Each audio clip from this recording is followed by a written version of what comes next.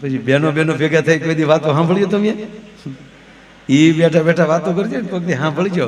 ઈ તો હું આવીને પછી તાર ભાઈ બધું સારું થયું. વાતે હાય છે. શક્તિ આવ્યા પેલા કઈ થાય ને. હે 8 ના ફોન આવે તમે ફોન કરીને ફોન મૂકે અત્યારે નહીં કામ થાય.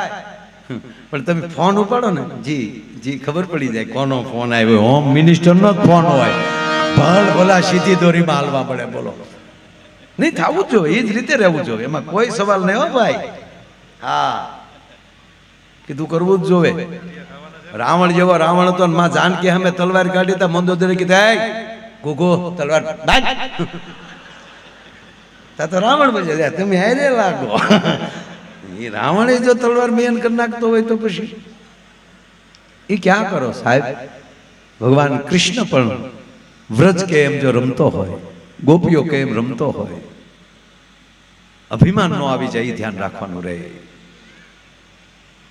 શરદ પૂર્ણિમાના રાસમાં કૃષ્ણ આવે અને એક એક ગોપીને એક એક કાન. જેવી ગોપી એવો કાન. પણ સહેજ ગોપીઓની અંદર પેલા કૃષ્ણ દેખાય છે કારણ કે અહીંયા ભક્તિ પડી છે. પણ સહેજ અહંકારનો પડદો આવ્યો એટલે અડધા ગીતમાં કૃષ્ણ દેખાતો બંધ થઈ ગયો. પછી ફાફા મારે ક્યાં ગયો ક્યાં ગયો. એટલે મોજ લૂંટી લેવાય. બેનો હું જોઉં છું એ કથામાં કીર્તન અહીંયા છે તો કીર્તન ગાય રૂમમાં એમણામ નહીં બેઠા હોય. અને આપણે જે બીડીયું ઉપર બીડીયું છે આપણે બે રૂડિયું છે કાલ રાતે પી ગયા રહ્યું નહીં. કર્યો સત્સંગ હો બાબુ, કર્યો આનંદ. હા એક વાત નબળી નહીં રાતે ખૂબ આનંદ કર્યો. અને હજી આપણી તૈયારી છે કોઈને જાગવાનું હોય. અને મેં તો કૃષ્ણને બાપુ કીધેલું છે.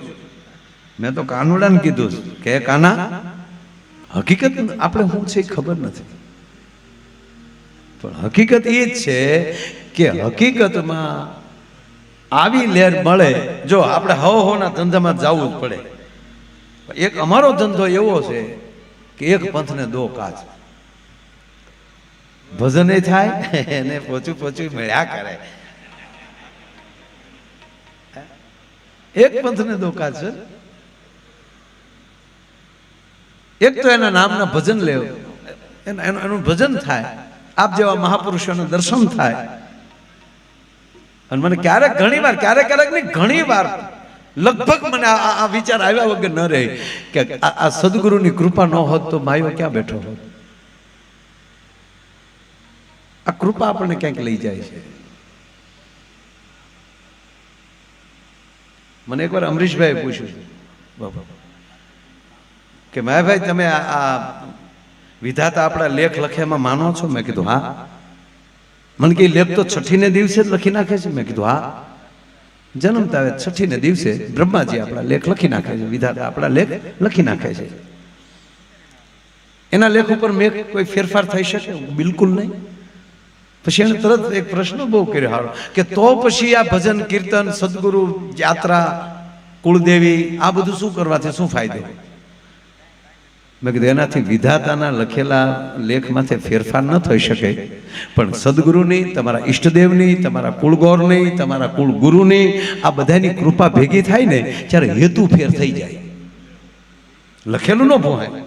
દાખલા તરીકે મારા લેખ તો વિધાતાએ બાપુ એવા જ લખ્યા છે ને કે તારે ગામો ગામ જવાનું, આખી રાત આખા ગામને જગાડવાનું, એ ગામમાં લઈ 4-5 લાખનું કાબડું પાડવાનું, આગળ પાછળ પોલીસ છે, ક્યારેક બધી જેલમાં જવાનું, લગભગ બધી જેલમાં ગયો. આ લેખ તો આજ લખેલા ને. હવે સાબરમતી જેલમાં, એટલે હું જેલમાં એટલે પ્રોગ્રામમાં ગયો છું. હા એટલે મેં એને કીધું, મેં કીધું જો માની લો મારી ઉપર કૃપા ન હોત તો હું આખું ગામ ભાંગતો હોત ને. કેવો હોત? જે જગ્યાએ તમારે જવાનું છે ત્યાં જવાનું જ છે. પણ હેતુ ફેર થઈ જાય ને. જો જેલમાં કેદી હોય અને પોલીસ હોય, ઓલાને તો જામીન થાય. આ પોલીસને તો આખી જિંદગી નોકરી જેમાં પૂરી કરવાની છે. કેદી હુઈ જાય, ઓલા બંદૂકનો કંદો લઈને નાખી રહેતું હોય. પણ બેના વિચારમાં ફેર છે. ઓલાને એમ છે કે હું કેદી છું ને આને એમ છે કે હું પોલીસ છું. બસ વિચારધારા જે ફરી જાય, જવું પડે ને જવું જ પડે સાહેબ, એમાં કોઈ લેખમેખ નથી.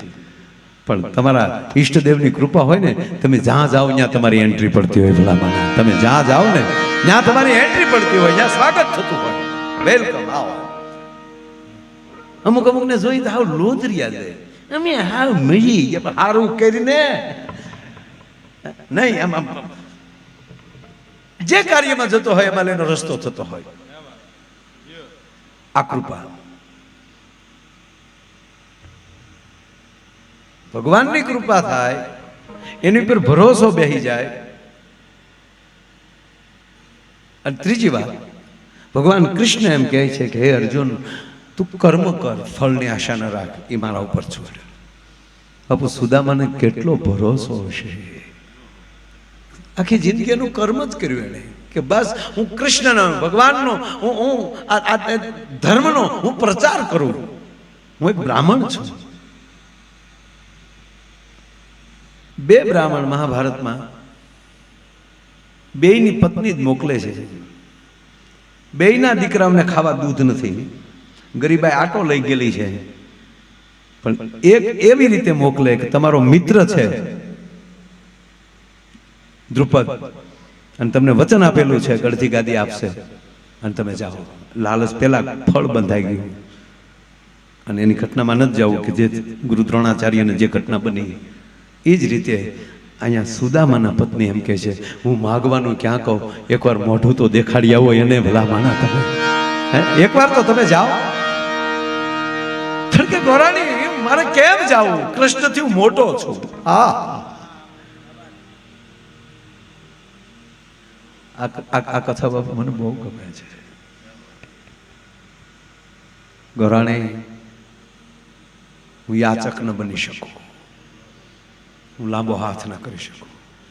ત્યારે ગોરાણીએ કીધું, મારો ધણી લાંબો હાથ કરે મને ન ગમે, પણ હું તાંદુલ લાવી છું, હું કાંઈક દેવા મોકલું છું. કારણ કે એને જે દીનું ગોકુળ મૂક્યું ને તે દીનું એને દ્વારકામાં તાંદુલ નહીં જોયા હોય છે. આપ જાઓ તાંદુલ એને તાંદુલ આપી આવો, એને તાંદુલ દેવા, એને દેવા જાઓ. ઈશ્વરને કંઈક ધરવા જવાની મહેનત કરશો ને, તે ધરણીધર એવો છે, તમારું ધરેલું અનેક ગણું તમને પાછું આપશે. આ ભાગવતમાં તમે ભલે બે પરિવાર જે ખર્ચો કરી, સાહેબ અત્યારે માયો આયર સાક્ષી ગંગાની હાજરીમાં કહું, આ કથાની હાજરીમાં કહું, આજથી તમારા દિવસો લખી લેજો. તમે અહીંયા જે ખર્ચો કરો છો એના કરતા જો અનેક ગણું મુરલીધર ન આપે ને તો સાહેબ એને તમે કર્મ કર્યું ન કર્યું.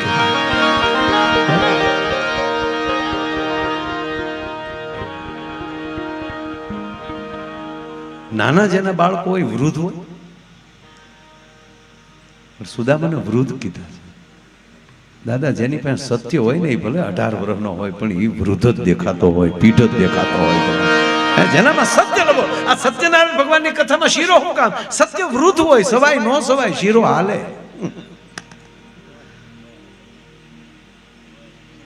22 વર્ષનો યુવાન સત્ય બોલતો હોય જાહેરમાં તો લાગે કે કોક પીઠ બોલે છે. બાકી 80 વર્ષનો ઉભો મોઈ દાંડી રમતો એ જ લાગે. એમાં કઈ હોય કોક ચાય નથી. 80 વર્ષ ડોહ્યું છે પછી સબે રમતો ઢબો ઢાસ તો જેના મંડાણા એના થઈ ગયા. પેલા હવે તો બહુ ભગવાનને દયા, પણ પેલા છે ને ભાઈ એ જે આપણે હોસ્પિટલ આટો મારવા જાય ને તો બહુ મજા આવે. જેટલા ખાટલા એટલા દર્દી, જેટલા દર્દી એટલા બાટલા, અને જેટલા બાટલા એટલા પડખે ટેબલ. દરેક દર્દી બાટલો સળતો એટલે બાવડું પકડવાળા બેઠા છે. લગભગ 200 બાવડા પકડીને બેઠી હોય. એ બાવડું હલાવતા નહીં, બાટલા દોરડું નીકળી જાય. એ જે બાવડા પકડીને 200 બેઠી હોય, બહુ મજા આવતી જોવાની. એમાં જે બે બાઈઓ ખબર કાઢવા આવે ને પછી બહુ મજા આવે. માડી હું છું, કમળો આવ્યો, જાણે હાથ ઉપર આવ્યો હોય એમ. તા થોડી હામી બાઈ શું કે કમળો છે કે કમળી છે?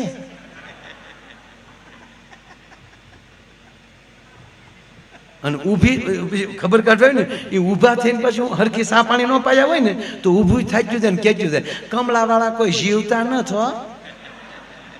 હમણાં અમારા પાડોમાં 20 વર્ષનો બિચારો સીભડું ફાટે એમ કમળામાં ફાટી ગયો.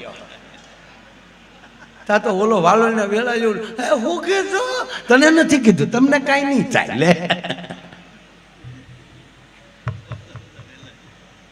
પણ સત્ય હોય એ હંમેશા વૃદ્ધ હોય અને એક સત્ય પરમ સત્યને મળવા માટે જેથી જતું હોય એ દ્વારકાનો કેળો લીધો પણ તેથી સુદામા કેવા લાગતા હતા એક બગલમાં એમ કહેવાય કે તાંદુળની પોટલી રહી ગઈ છે હાથમાં લાકડી રહી ગઈ છે અને અમારું લોક કવિ લખે છે કે નામ સુદામો મિત્ર પ્રભુનો એ નામ સુદામો મિત્ર પ્રભુનો. નારાયણભાઈ તમે ગાયું ને એટલે મને યાદ આવી ગયું કે ધીમે ડગજો ઈશ્વરને પ્રાપ્તિ માટે ડોટું ન હોય કે નામ સુદામો મિત્ર પ્રભુનો ધીમે ડગલે જાય છે. ધારણા કેવી છે કદાચ નહીં ઓળખે તો સાહેબ આ મહેમાન ગતિ માટેનો બહુ મોટો શબ્દ છે. તમે કેવું તમારું વાતાવરણ બાંધીને જાઓ છો એના ઉપર આધાર છે.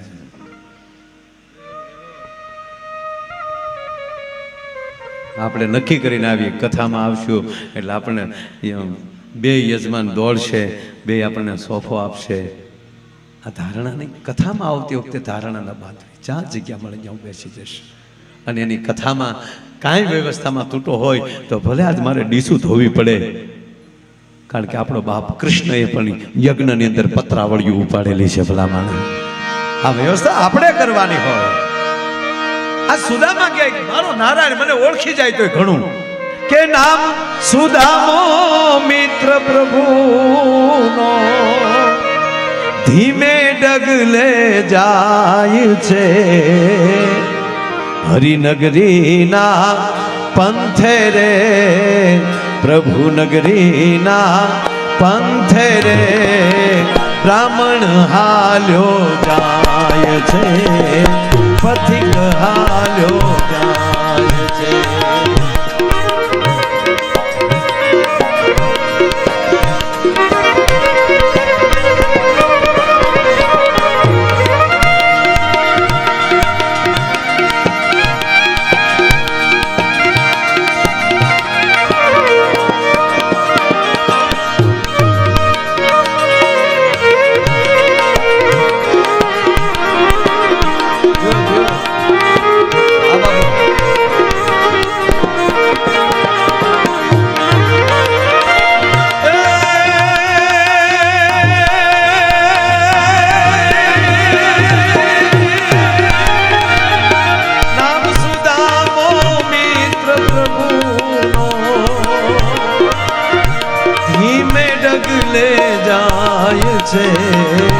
હરિનગરીના પંથે રે પ્રભુ નગરીના પંથે રે બ્રાહ્મણ હાલ્યો જાય છે પથિક હાલ